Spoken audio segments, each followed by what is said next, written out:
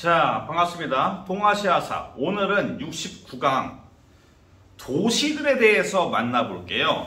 동아시아사 모의고사에 수능과 통틀어서 도시에 대한 문제가 자주 나옵니다. 주로 도시들은 근대화를 얘기할 때 우리가 지난번에 배웠던 수업의 내용들, 서양의 문물이 수용되는 이것과 연관지어서 많이 출제가 돼요.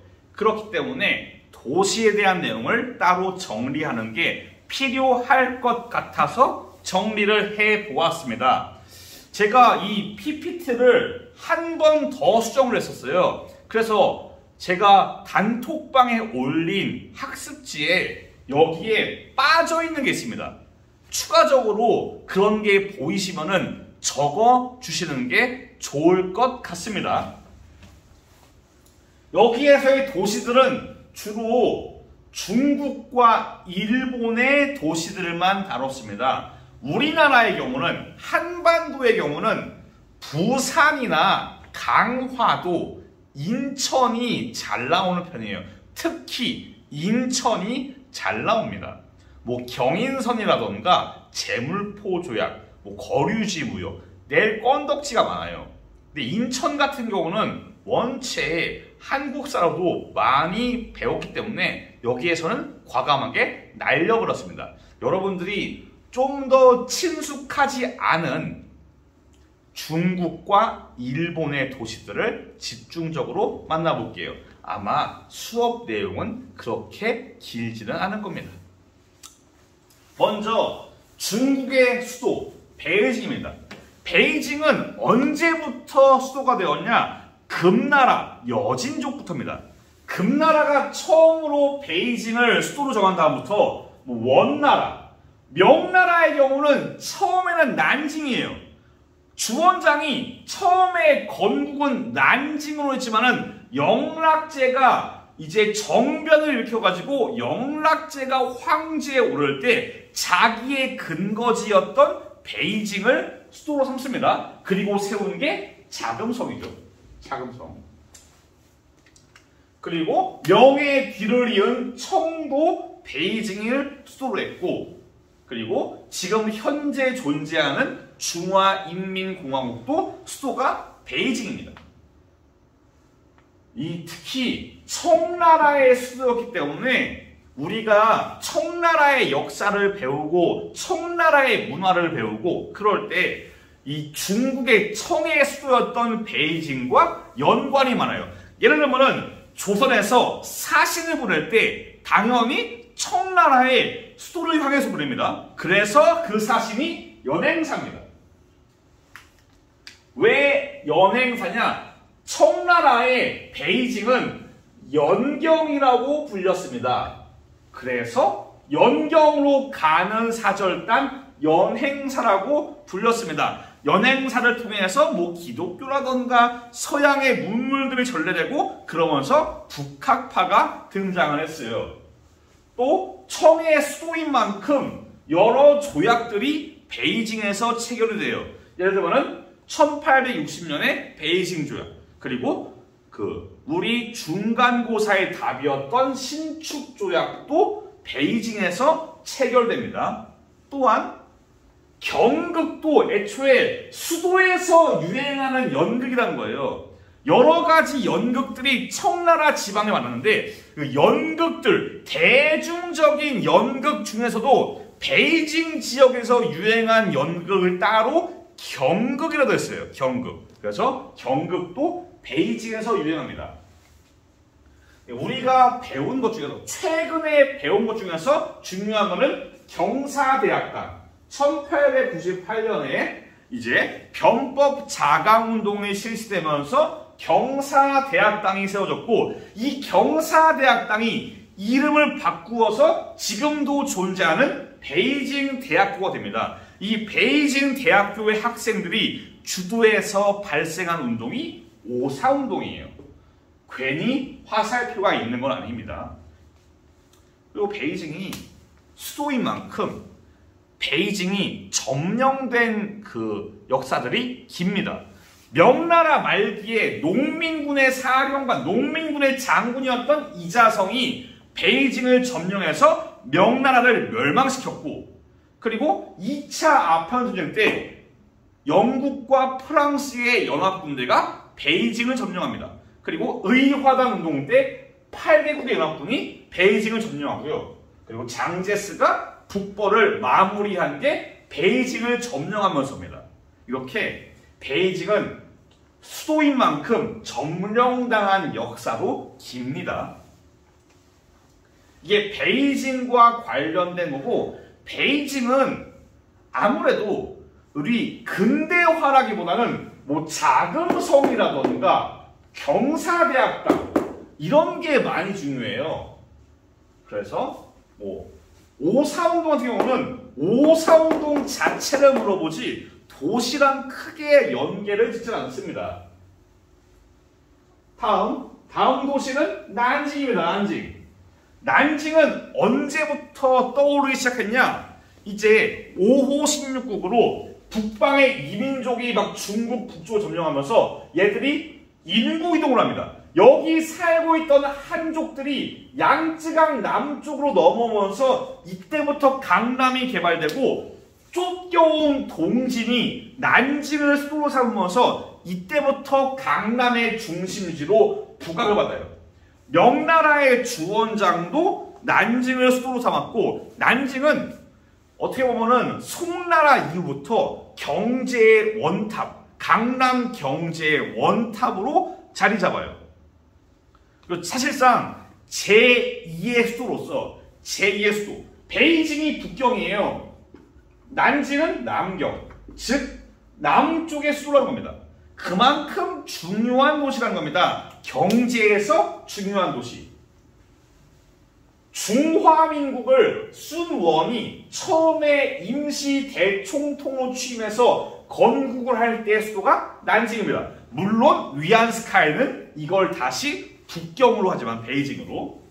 그리고 장제스의 국민정부도 수도가 난징입니다. 이 난징과 관련된 사건 첫 번째, 난징 조약을 체결을 해요. 어느 전쟁으로? 제1차 아편전쟁으로. 그리고 학습지에 없는데 적어두세요. 금릉기국, 양무운동 당시에 금릉기국이 난징에 설치됩니다. 요거를 제가 왜 추가했냐? 모의고사 정리하다 보니까 금릉기국이 겁나 많이 나와요. 그래서 제가 추가를 했습니다. 그리고 중일전쟁 때 난징을 점령한 일본군에 의해서 말도 안 되게 끔찍한 전쟁 범죄인 난징 대학살이 자행됩니다. 난징의 경우는 난징 조약과 금릉기국이 이 두 개가 중요한 편이에요. 이 두 개가. 다음, 광저우. 광저우도 만만찮게 중요합니다. 그러니까 광저우는 항상 언급이 되는 게 공행입니다. 공행. 청나라가 광저우에서 유일하게 대외무역, 서양과의 교역을 허락을 했고, 이 교역을 공행이라는 조직에서 관리를 합니다. 여기에서 대외무역을 독점하고 서양의 상인들을 감독하고 관리하고 감시하는 그런 역할을 가지고 있었습니다. 그리고 임칙서가 광저우에서 아편을 폐기해서 아편전쟁이 발생했고, 여기에서 난징조약이 체결된 이후에는 공행이 사라집니다. 이 광저우는 난징조약으로 개항된 도시입니다. 난징조약으로 5개의 항구가 개항되는데 그 중에서는 상하이랑 광저우가 가장 유명해요. 우리가 뭐 닝보니, 뭐 아모이니 이런 거는 외울 필요가 없어요. 학습적인 가치가 절대 없습니다. 다만 난징조약으로 상하이랑 광저우가 개항이 됐다는 것은 아셔야 됩니다. 뭐 장제스가 북벌을 시작했다, 요거는 약해요. 그냥 공행과 난징조약으로 개항됐다, 이 정도만 아셔도 광저우는 얼추 설명이 끝납니다. 광저우보다 중요한 도시, 훨씬 많이 중요한 도시가 상하이입니다. 상하이는 일단 아까 말한 것처럼 난징 조약으로 개항된 5개의 항구 중에 하나입니다. 다시 말할게요. 상하이랑 광저우만 아셔도 큰 상관이 없습니다. 그리고 이 상하이에는 프랑스랑 영국의 조계지가 형성이 되면서 이제 상하이의 발전이 급속도로 이루어져요. 지금 상하이가 중국의 제1의 도시예요. 가장 인구가 많은 도시가 상하이고 인구가 2천만 명 이상이에요. 그만큼 거대한 도시입니다. 베이징보다 큰 도시가 상하이예요. 이때부터 상하이가 점점 성장을 했고 이 조계지를 우리는 독립운동에 활용하기도 해서 프랑스 조계지에 대한민국 임시정부가 형성이 되었고 상하이에서 훈커우 공원에서 윤봉길이 의거를 펼칩니다. 뭐 하나 걸을 게 없는 중요한 겁니다. 상하이는 그냥 다 알아두세요. 다 중요합니다. 상하이는 원체 중요한 도시예요. 그리고 또 중요한 거, 영국 상인이 중국 최초의 신문인 신보를 창간합니다. 지난번에 배운 게 바로 나옵니다. 그래서 신보 정말 모의고사에 자주 나오고 또한 모의고사에 보기 중에 하나 있더라고요. 자, 일본 최초의 철도는 요코하마에서 도쿄. 우리 한반도의 최초의 철도는 서울에서 인천, 경인선. 중국의 최초의 철도는 우순까지는 몰라도 상하이가 연관이 있구나. 상하이에서 중국 최초의 철도가 다녔구나 정도는 아세요. 그냥. 여튼 상하이 정말 중요한 도시입니다. 도시 문제 중요합니다. 제가 모의고사를 정리하면서 다음 시간에 쓰기 위해서 모의고사를 정리하다 보니까 올해에도 모의고사에 도시 문제가 정말 많이 나왔어요. 그래서 도시가 중요하다는 겁니다. 자, 일본. 일본은 크게 보면 두 개예요. 나가사키랑 요코하마가 제일 중요합니다. 도쿄는 수도인데 도쿄가 나온 문제를 제가 발견하지 못했습니다. 그 말은 뭐냐? 기본적으로 일본에서 도시 문제가 나온다. 나가사키 아니면 요코하마입니다. 둘 중에 하나예요. 먼저 나가사키. 에도막부 시기에 나가사키에서 네덜란드 상인과 청상인에게 교역을 허용해요. 원래는 포르투갈 상인도 허용을 했지만은 기독교 문제로 인해서 포르투갈과 에스파냐 상인들이 추방됩니다. 남은 거는 종교랑 크게 상관이 없는 네덜란드만 남게 되었어요.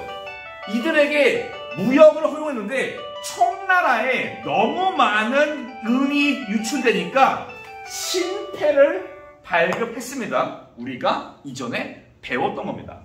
허가증. 그리고 나가사키 앞에 인공섬인, 나가사키 항구 앞에 인공섬인 대지마를 만들어서 여기에 네덜란드 상인들이 머물면서 여기에서 장사를 합니다. 대지마도 중요한 키워드예요. 나가사키는 미일수호 통상조약으로 개항이 됩니다. 요게 아마 학습지에 없을 거예요. 미일수호 통상조약으로 개항된 도시 중에서 학습적인 가치가 있는 것은 두 개입니다. 나가사키랑 요코하마. 학습적인 가치가 있는 건 두 가지예요. 나가사키에 원자폭탄이 투하됩니다. 히로시마랑 나가사키. 히로시마는 원자폭탄 외에는 학습적인 가치가 없어가지고 나가사키만 중요한 편이에요. 다음 요코하마. 요코하마가 거의 메인 이벤트입니다. 애초에 우리 교과서에 요코하마가 잘 정리되어 있다고요. 요코하마만 따로. 먼저 요코하마. 아까 말했죠. 미일수호 통상조약으로 개항된 항구 중에서 학습적인 의미가 있는 두 개의 도시 중에 하나라고요. 여기에는 외국인 거주지가 형성되고 1872년도에 청과 일본이 대등한 자격으로 청일 수호조규를 체결한 다음부터는 여기에 차이나타운이 형성됩니다. 중국인들이 요코하마에 많이 건너와서 그들이 따로 거주지를 형성을 해요. 그리고 일본 최초의 철도가 요코하마고요. 요코하마에는 전기 항로가 많이 지나갑니다. 물론 당시에 보시면 알겠지만은 항상 우리 한반도와 중국이 일본과 교역을 할 때는 주로 일본의 서쪽이에요. 나가사키, 시모노세키 이쪽입니다. 근데 미국을 갈 때는 이쪽이에요. 미국은 이쪽이죠. 요코하마에서 샌프란시스코를 연결하는 전기 항로가 존재했습니다. 그리고 일본 최초의 일간지 요코하마 마이니치 신문. 요코하마 중요하니까 모든 거를 다 아시는 게 좋을 것 같은데 전기 항로는 좀 약합니다. 여기에서 여러분들이 반드시 챙겨야 될 것 세 가지는 미일수호 통상조약, 최초의 철도, 최초의 일간지 요 세 가지만 아셔도 평타 이상 요 세 가지만 알아도 여러분들이 수능에 동아시아사를 몇 명이나 할지 모르겠지만은 여러분들이 수능에서 모의고사에서 도시 문제로 요코하마를 만난다 세 가지만 알면은 문제 푸는데 어려운 거는 전혀 없을 거라고 탄원합니다. 마지막 도쿄. 도쿄는 약해요. 이상하게 도쿄가 문제에 잘 안 나오고요. 도쿄는 에도막부 시기부터 지금까지 일본의 수도였고 근대화 과정에서 지금도 번화한 거리인 긴자 거리가 이때 서양식의 외관을 갖추면서 등장을 하고 지금도 존재하는 도쿄대학, 이 당시는 제국대학, 도쿄 제국대학. 그리고 아주 화친해, 이제 제국주의에 맞선 반제국주의 운동으로 아주 화친해가 결성이 됩니다. 전쟁 중에는 도쿄에 대공습이 있었고 우리가 다음 시간에 만나겠지만은 도쿄에서 전쟁이 끝난 다음에 도쿄에서 전범재판이 개최가 돼요. 도쿄가 참 나름대로 중요한 도시고 나름대로 낼 게 많은데 보통 일반적으로 출제자의 선택은 요코하마 아니면 나가사키입니다. 도쿄가 좀 약해요. 지금까지 간략하게 도시들을 만나봤어요. 도시가 많지는 않은데 그 학습지를 보시면은 죄다 암기예요. 죄다 암기인데 일단 가장 먼저 봐야 될 것, 가장 먼저 암기할 것을 파악을 하세요. 여러분들이 예를 들어서 요코하마를 외울 때 이런 거를 먼저 외우지 말라고요. 이런 거는 중요도가 높지가 않아요. 근데 이런 거는 중요하다고요. 각 도시별로 중요한 게 있고 아닌 게 있고 다 중요한 게 있어요. 예를 들면 상하이는 다 중요한 편입니다. 그래서 도시 공부하실 때 암기 때문에 빡치더라도 어느 정도 구분만 잘 해주면 됩니다. 저도 모의고사는 객관식이니까 물론 우리가 내신이 주관식은 존재하지만은 그래도 어느 정도 모든 거를 다 외워야겠다 그런 생각은 버리시는 게 이런 단순한 암기 파트에서는 도움이 됩니다. 자, 말이 길었네요. 다음 시간은 이제 모의고사 문제풀이를 할게요. 주로 도시 문제가 많은 편입니다. 다음 시간에 이제 모의고사를 통해서 지금까지 배웠던 시험 범위, 서양 문물의 수용, 이 파트를 개념을 반복해 볼게요. 고생 많았습니다. 다음 시간에 뵐게요. 감사합니다.